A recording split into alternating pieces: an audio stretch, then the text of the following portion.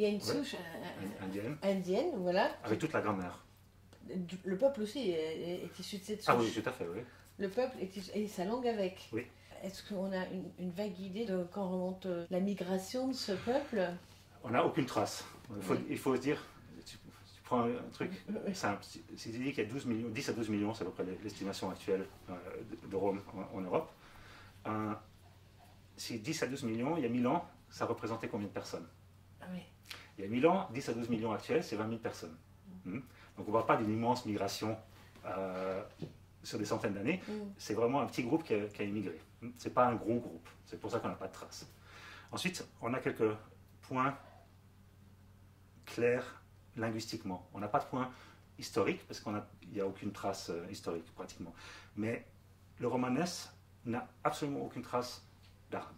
Absolument zéro. Oui.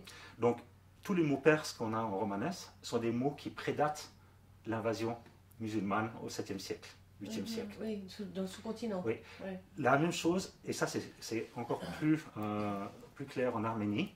En Arménie, il y a un shift phonétique au 9e siècle, 10e siècle, du L au un espèce de G. Donc, l'exemple typique, c'est en romanès, une bougie s'appelle le momeli, et en arménien actuel, c'est momechin. Ah. Et ce shift entre L et G a commencé à peu près à la fin du 9e siècle, début du 10e siècle. Et les Romains n'ont absolument aucune trace en Arménie, dans leur vocabulaire arménien de ce shift-là. Donc on peut dire qu'ils ont passé avant les invasions arabes et avant le 9e siècle à travers l'Arménie.